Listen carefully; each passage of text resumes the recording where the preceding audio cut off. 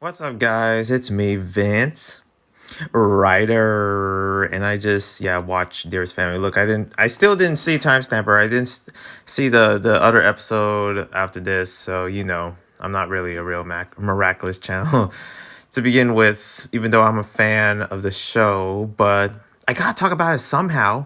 And I'm gonna do this freestyle. Look, there's gonna be two segments of recording that I'm gonna do with Miraculous Ladybug when talking about the episodes, or at least this episode, Dearest Family.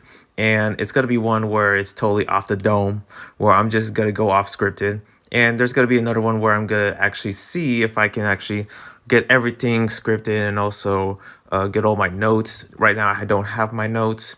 I'm doing this raw, so yeah, bear with me as I'm gonna try to get around this. And I'm gonna be hopping back and forth with some of the areas surrounding this episode itself because it was pretty good. It was a good episode. Galeth, am I saying that right? Looks delicious. I mean, I found out that it had like goat cheese and peaches, whole milk, and I'm like, what? But yeah, I mean, I'm all about experimenting, even though I probably might not like it. And also, when you here in California, I bet they can't do that French dish, that French bakery justice. I don't know. There is a couple like bakeries, especially French bakeries, around in LA and also up north. But I don't know. Maybe I could try to find it in some places because that looks good. But it's definitely not something to die for when Tiki was going all ham. Not well, there's no ham in the galeth, but there can be. But going full ham on eating this galeth, like her life depends on it or something. I'm just thinking to myself, like, is this part of the episode, Thomas? Like this is about the galeth. This is about the bakery dish. I don't know. I guess and there's this day called Galeth Day, which I don't know if that's an actual holiday that they made up or it's real or something. I don't know. Because if so, then how come Krispy Kreme Day didn't happen yet, huh? Krispy Kreme. I don't know. They're not really watching this, but my goodness, certain other food days like Chicken Sandwich Day.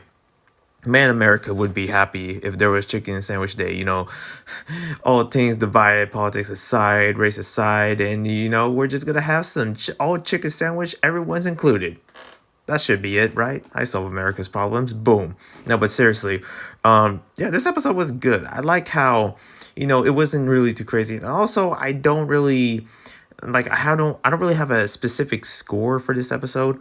I just know that there were scenes where especially how I am used to Ladybug actually making things, like everything that seems to be hard and also tricky, like getting her way to actually solve them, you know, the way that it should. And pretty much there are some scenes where I'm just questioning, especially the scene where you Ladybug using the lucky charm and then, pretty much a crown comes in and all of a sudden like Ladybug figures it out already, like, oh, like I swear, like like okay, a crown. And in my head I'm like, okay, I don't know what that crown is for.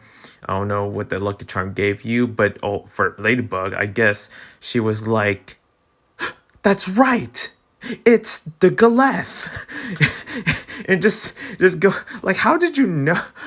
How is that even possible at all? And I get it. Some of these episodes don't make sense, even though I love them. But still, it's like that just happened that easily. Like you don't see me like I pull out like pretty much I use the lucky charm, and then what do I get? A pebble, and I'm like, oh yeah, it's it's actually the president. That's where the lucky that's or it's I'm trying to think of, I'm sorry, I don't mean to put politics, but oh yeah, it's actually the ground that I'm standing on. It's right here in this certain location. That's where the Akuma is. I'm just picturing these funny ideas where it could be like, I just get a lucky charm and I'm just like, the lucky charm gives me a burrito and then I'm like, oh yeah, the sardines. It's the sardines jar. That's where the Kuma is. I don't know. I'm just picturing these ideas of like what I can do for that kind of like parody. But other than that, I also like how the discussion of family is sort of within this. I don't really, and if you know me, when it comes to sub, I tend to use dub most of the time because a lot of times I just don't really pay much attention. Scenes more, but the words and the dialogue, I give it at least 90% of my attention. Okay, that's good enough as it is, but it would actually seem like it would be like 50% because I think they said something like because from what I heard in this episode itself, Marinette is like 18 years old from what I heard, and there was like many people that were reviewing this like saying like saying that's false, like she's still 14. And yeah, I would believe so, maybe. I don't know. She's definitely 18. She has to be. Okay, I feel like even me, if I was 14, I still would be somewhat like watched by my parents or something like that. And for Marinette, like she seems to be kind of more independent, more than a 14-year-old. I feel like her being 18 makes sense, especially how the parents and especially the grandparents, grandpa and also the cool grandmama, is like having this discussion about her being older and how she needs to be more independent or how she needs to be by her own or something like that. That discussion, which I feel like I can relate. And it's like the parents are like, no, she's still young, which I totally get. Maybe she's still young. Maybe when she turns 21, or at least for me 25, she would actually grow to actually be a bit more independent, make smarter decisions or stuff like that. Because technically, yes, let me tell you, Marinette and Cat Noir is, they're still like young. Would I say they're minors? No, they're like, I don't know. They're like, would you count 18 a minor? Other people's opinions might summon this in terms of like independence of being an adult. And I guess being an adult is when, at least for me, it's like 20 or something like that, because that's when I get my, gears running to actually be an adult or something, which I'm not going to share mine. But for other people, it's like 18, and nowadays it's like 17, sometimes younger, because, teens and also are just beginning to be like having this perspective, like, how come I couldn't, like, you see this in like celebrities where like celebrities young as 15 already gain like houses and also gain their like driver's license. I'm like, is that legal? Like you're getting like, how do you get so early? What state you're from? It's like they're just like independent, so slowly becoming more prevalent, especially with like seeing this. I'm trying to compare to reality compared to what's in the episode, the facts, and pretty much what's factual and what is not. But yeah, I mean, it's like she's growing up, and I guess her being independent would actually be easier for her to be Ladybug, and that's when she would use her powers to actually have a more easy hinge of knowing that she can actually keep it a secret and keep it away from her family. Even though I thought that when seeing the title for this episode, I thought that the family was going to find out that she was Ladybug. Are they not? Like, is it gonna happen? Like, I thought there was gonna be a certain episode I heard, and I guess it wasn't this one, but it definitely springs that question, like, is she old enough to be on her own? Is she like independent and stuff like that? That discussion, I'm guessing that they have. Remember, I'm doing this freestyle off the dome, and pretty much I just watched the episode a minute ago, so that's what I gained from, and I'm the type of person, like, even though I read, that's my content most of the time, I tend to actually look at this episode, like, because I only watch it one time.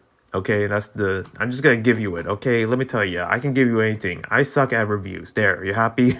I am not good at this in any sense of the way, nor I claim to be, or nor I'm saying that I'm better than Cartoon Apocalypse or any of these like miraculous channels that review this. Okay, my boy Cartoon Apocalypse. I know he's not my boy. He doesn't know me, but he's best. Okay, he's the better out there. Pretty much of the league, and I'm just like he's LeBron James, and I'm just like some like washed down player in some rundown area that it basically haven't even make one mention out there, and I'm just trying to make it big. Okay, maybe not, but what I'm trying to say is that I'm not really putting like my suggestions saying that it's right or anything like that, or my opinions is something stating what's out there. It's just that from what I see, I always like to make predictions because one thing I do like about the show that it brings, especially with that scene alone, is how independence and also how she's growing up. That's the thing that I like about, Miraculous Ladybug is the, coming of age. That they're growing up and pretty much, I don't know. I always get this feeling like I sound like a father that is looking at his child like growing itself. And maybe that is true because I'm happy for Marinette, for Adrian, and for the rest of the other characters growing up and actually not stuck in this age. That's my kind of complaint for Pokemon, even though that Pokemon pretty much that's another discussion because I'm not even a fan of Pokemon. I haven't even watched one in a while. But the thing, like this is just an example. Ash Ketchum, Pokemon, hello, Pokemon Master. That, the one thing that really sort of just gets to me where it's just like I just fall off and I'm just like, even though I'm not interested in the first place, but it's also like, Ash Ketchum been 13 years old for what, how many decades at this point? When are we gonna have a coming of age of his age itself? Like right now he's like Ash Ketchum at this point in this year supposed to be like almost 40 at the like come on, he's supposed to be like almost older than me.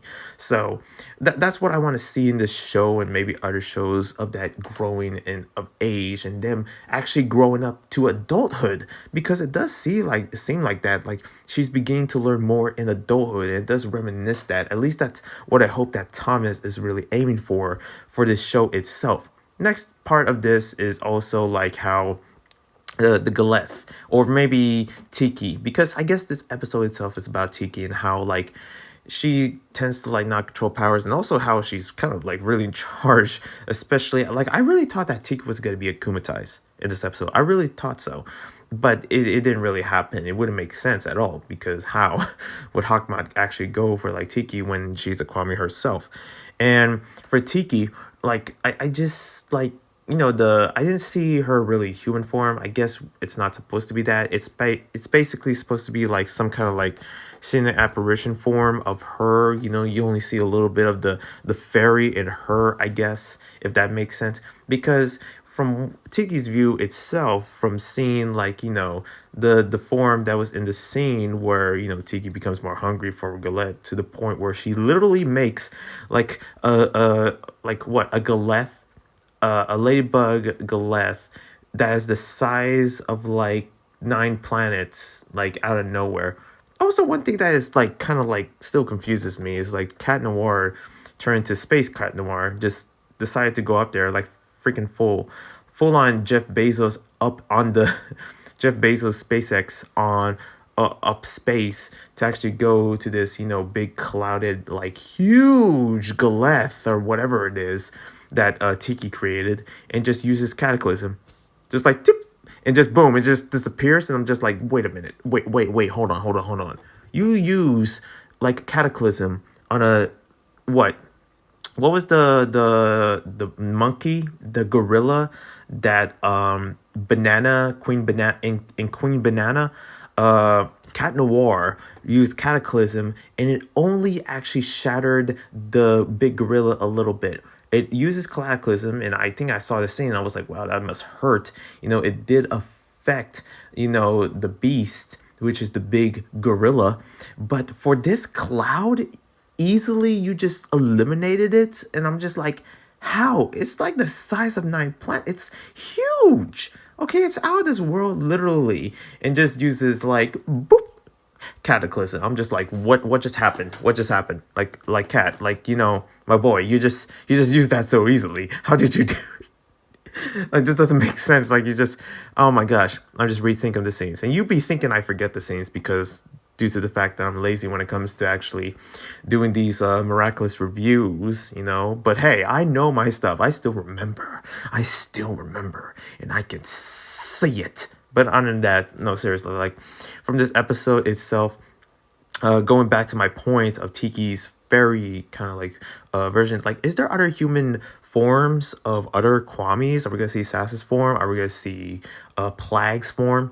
All these other forms. Like, I thought we are going to see a human Tiki.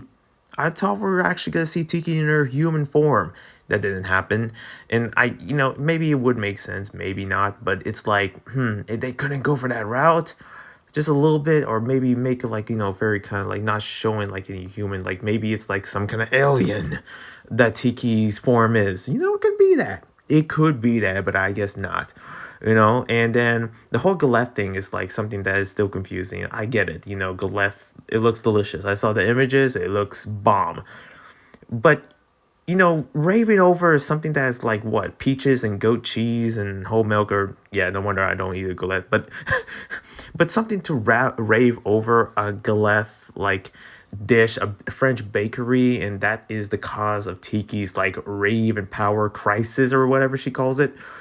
Doesn't make sense. Like, I don't know. Like, this is something that nothing too crazy about. Like, it's something like I don't know. I was thinking about that scene and I was like, how? You're telling me that this is the reason why Tiki went full on crazy and stealing everybody's glad, which has to be sad because I bet those things are expensive and rare to make. Like, you even got the freaking mayor wanting it, and the grandpa ain't having it. I feel bad for the mayor. The mayor, like, which is, oh my god, I even forget the name itself, like, as I should. But Chloe's like dad, the mayor, I feel bad for him. Like, he's not even getting chances, and I guess Chloe didn't actually get any at all. As she, pretty much, Thomas is still continuing this route of giving Chloe the dirt of the dust, even though it's not really that crazy. I bet there's other scenes that are even worse, showing how sucky Chloe's life is and how bad of a character she's turning out to be. That's for sure. But it's yeah. For the mayor is another thing. It's like the whole entire bourgeois family is slowly getting ished on by Thomas. Like, Thomas, is there a problem, man? I want a therapy moment with Thomas, man. Let's have a talk, my guy. But yeah, this episode was okay. It was good. It was there's some parts that didn't make sense and some that didn't, and I already talked about those earlier. But for the episode itself, it was okay, and I think this shows this sense of family, and also where Marinette is at this point. I really was hoping to see the other heroes. I thought I was seeing like Reina Rouge, Viperium. Like, I thought I was gonna see some other, as well. And I like how Cat Noir and Ladybug got along in this episode. Thank goodness. Lately, pretty much Cat Noir didn't really get a look at all for some reason, especially the episode where I believe that Alia was playing as Ladybug and Cat Noir wasn't really too happy and comfortable about it. Which, in my point, I did say like something like, "Yay, listen, doesn't matter who they are or anything like that." That reason, it doesn't matter what person. Look, the person that the person is something that you probably remember. It doesn't have to. When you switch it up and something like that, it's gonna be weird, especially for Cat Noir. I can understand. It's almost relatable to see how he really just wasn't having it. He was just upset. It was like, who the heck are you? Where's my where's my queen, or where's my buggy boo? Where's my buggy boo? You're not my buggy boo. Who are you? Something like that Cat Noir said, which something I remember. See, I still remember, just putting that out there. But back to this episode itself, it was okay. It was good. I kind of had to rewatch it to actually give it a much more in-depth analysis. But what's the point when this review that I put off of my dome was okay? Also, I gotta say, Gabriel and also Natalie, they gotta be together. They gotta be. Also, I didn't really pay much attention to the last scene, the end credits of the scene where Gabriel was talking to, the dead wife that was trying to revive in underground or something. I don't know what's gonna bring that, but it's gonna be interesting. There's gonna be an interesting couple episodes. I heard it's almost up to the ending, and maybe there's some other stuff that I missed in this review. But overall, I'm just speaking from the heart, from the mind, from the senses of my memories that I probably just watched this episode a couple of minutes ago. But other than that, hey, that's my review. Okay, I'm not a review channel, fan channel here, but I tried to give it. But hopefully you enjoyed it. Hope you subscribe, like, comment, all that jazz. Maybe there could be more Miraculous reviews. But let me tell you, other people are better. Listen, I'm not the type of person to flex. I'm poor. I am not showing my face because I know I'm not that attractive, even though maybe I am. I don't know. Are you? To me, I am. To me, I don't know. I guess, pretty much I just try to give what I try to give. But other than that, I'll see you guys next time. It's your boy. I'm out of these streets. Yep. Bye, man, out. Bye bye. Peace.